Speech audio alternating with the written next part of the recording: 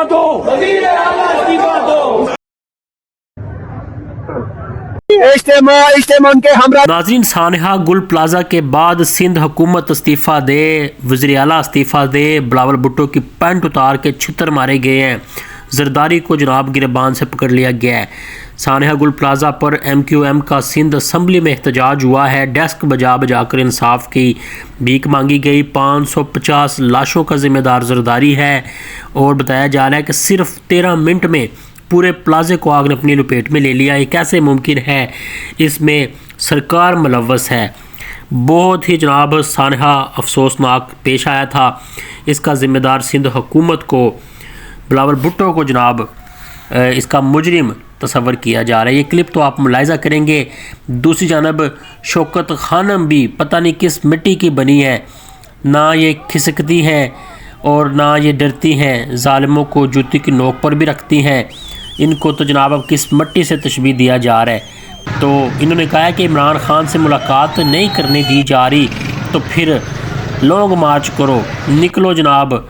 और फिर रात गए। बताया जा रहा है कि एहतजाज के दौरान दुकानें बंद करके इस दुकान में इसको बंद किया गया इमरान की बहनों को, और बाहर से ताले लगा दिए गए। SHO एजाज़ और जाहिद रसूल ने इमरान खान की बहनों को दिक्कत देकर सीरियों से भी गिराया। और ये वीडियो क्लिप्स आपके सामने है। ये है जनाब वो एडवोकेट। अफसोसनाक खबर है कि अडयाला जेल के बाहर वर्कर्स को छेड़ते छेड़ते एडवोकेट राजा मतीन को पुलिस ने गिरफ्तार करके बदतरीन तशद्दुद का निशाना बना दिया। तो ये अंधे हो चुके हैं। इमरान खान से मुलाकात जो नहीं थी करवाने दी जा रही, इमरान खान ने इस्लामाबाद की तरफ रैली का ऐलान कर दिया और रात गए रैली का आगाज़ भी हो गया। मज़ामत और जिंदाबाद के नारे भी हुए, जबकि मुर्दाबाद के भी नारे लगाए गए। पैदल मार्च जारी हुआ। अवाम की बड़ी तादाद बदतरीन तशद्दुद के बावजूद साबित कदम रही और इस्लामाबाद की जानब बढ़ती रही। हुक्मरान इतने बुज़दिल हैं कि एक रैली से भी जनाब वो खौफजदा है। तो लाठी चार्ज किया गया, 17 कारकुनान को गिरफ्तार किया गया। मनाजर दर्द बड़े आपके सामने। अब ज़रा हुकूमत का जो तख्ता उलटने की कराची में गूंज रही है, ज़रा ये मुलाहिज़ा करें। इस्तीफा दो, वजीर आला इस्तीफा दो, इस्तीफा दो, इस्तीफा दो, वजीर आला इस्तीफा दो। सरकार गुल प्लाजा सामने की जिम्मेदार सरकार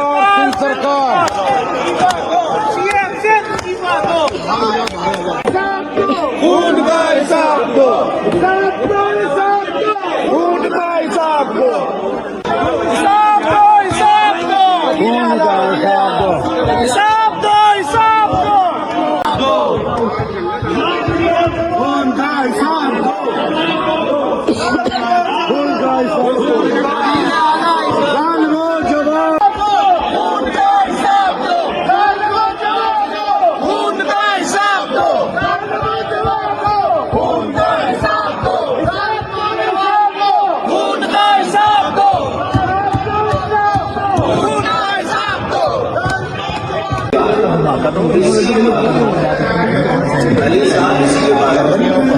स्पीकर साहब बात करने दें,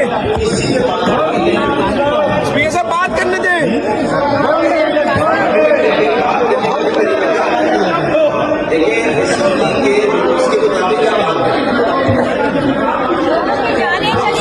स्पीकर साहब जाने चले गई है गुल प्लाजा में।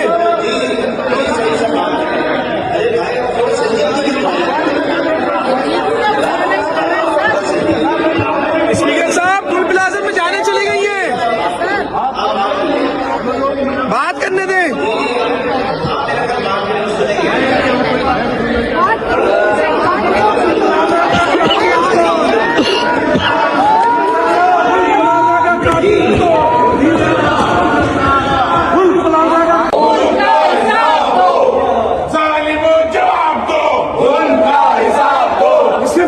इस्तीफा दो, वजीर आला इस्तीफा दो, इस्तीफा दो, इस्तीफा दो, वजीर आला इस्तीफा दो, इस्तीफा दो, इस्तीफा दो, वजीर आला इस्तीफा दो, इस्तीफा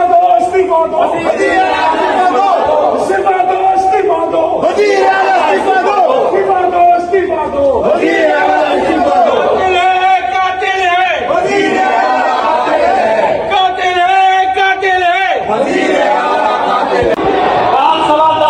अगर आपने अलाउ करें, सही करी साहब, सही करी सर, वसीम साहब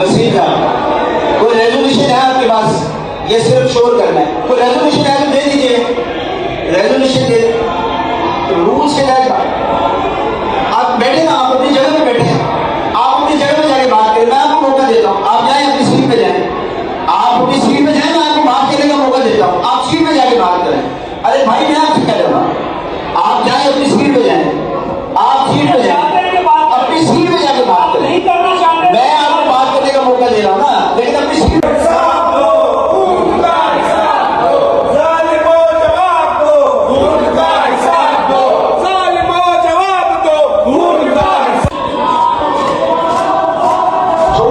थोड़ा सा संजीदगी का मिला वाक़े के बाद असेंबली के खून का हिसाब दो, जालिमो जवाब दो, खून का हिसाब दो, जालिमो जवाब दो। बात सवाल 10 बजे अगर आप ये अलाउ करें, सही करी साहब, सही करी सर, वसीम साहब, कोई रेजोल्यूशन खून का हिसाब दो, जालिमो जवाब दो। आपको रेजोल्यूशन है, आपके पास कोई रेजोल्यूशन है? ऑपोजिशन लीडर साहब जीत के अगर आपको भी बोलने से रोकते हो तो करें ना शुरू। जी सही साहब, आप बात करिए, आप बात कीजिए। जी आप मेरा कल बात करें तो सुनेंगे। बड़ा अलमनाक हादसा हुआ। दूसरी जानब ईमान मज़ारी ने कहा कि हम लेटरिनों में जाते हैं, वाशरूम में जाते हैं तो पुलिस भी हमारे पीछे आती है। इस कदर ये डरे हैं, खौफजदा हैं कि जनाब हम वाशरूम में जाते तो हमारे पीछे आ जाते हैं, तो खतून एहलकारों को हमारे साथ भेज दिया जाता है। इस कदर ये डरे हुए हैं और हमारे ऊपर पर्चे पर पर्चे हुए हो रहे हैं। ये क्लिप आप मुलाहिजा करेंगे। सुहेल अफरीदी ने भी कहा है कि ये ISPR DG को भी हम अर्श से फर्श पे बैठाएंगे। ये क्लिप आप मुलाहिजा करेंगे। जल्दी से पहले कमेंट सेक्शन में जल्दी से इमरान खान जिंदाबाद टाइप करें। जब आप इमरान खान जिंदाबाद टाइप करते हैं तो वतन फरोशों को, गद्दारों को हाथ किस्म की आग लगती है। हमने जनाब आग में जलाते रहना है। पाक फ़ौज जिंदाबाद का नारा लगाएं, क्योंकि पाक फ़ौज है तो पाकिस्तान जनाब एटलीस्ट दहशतगर्दों से महफूज है। सो रिपोर्ट के मुताबिक यहाँ पर पहले ज़रा ये क्लिप मुलाहिजा कर लें ईमान मज़ारी का। 25 है, ये 26 जुलाई 2025 का पर्चा है और इस पर्चे के अंदर साफ साफ लिखा गया है कि ये पर्चा DYC का जो एक कैंप था जिसमें वो मुतालबा कर रहे थे कि उनके जो बेकसूर लोग जबरी तौर पर गुमशुदा किए गए हैं रियासत की तरफ से, उनको रिलीज किया जाए, उनकी रिलीज का मुतालबा था।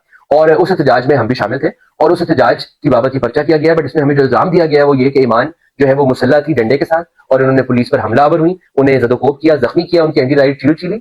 और मेरे पे इल्जाम है कि मैं मुसल्ला पिस्टल था और मैंने पुलिस अफसरान पे, एहलकारान पे सीधी फायरिंग की है, जिससे उन्होंने मुश्किल से अपनी जान बचाई।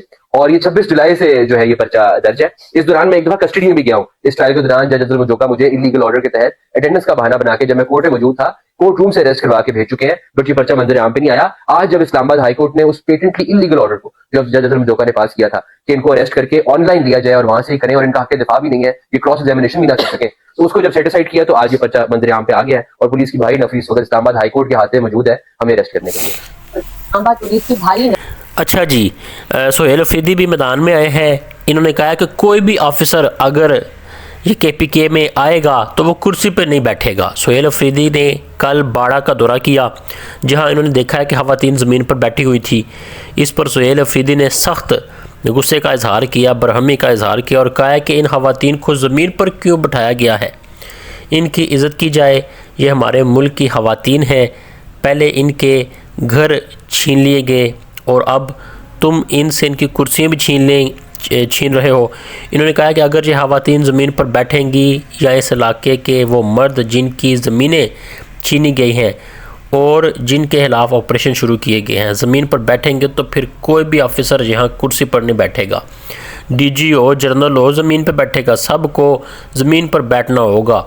कोर कमांडर को ज़मीन पर बैठना होगा। जैसा सलूक मेरी आवाम के साथ हो रहा है वैसा ही सलूक अफसरान के साथ भी होगा। हम इस आवाम के नौकर हैं और ये कैसा निज़ाम है कि नौकर कुर्सियों पर बैठे हुए हों, अवाम ज़मीन पर। ये कैसा मुल्क है। अब ऐसा नहीं चलेगा। अब इस मुल्क में गरीब की इज़्ज़त होगी क्योंकि गरीब ही इस मुल्क का असल मालिक है। दोस्तों, जब सुहेल अफरीदी की ये वीडियो मंजर आम पर आई तो कई सवालात अदारों पर उठने लगे। लोग पूछ रहे हैं कि क्या सुहेल अफरीदी बराह रास्त अदारों पर तनकीद करता है। तो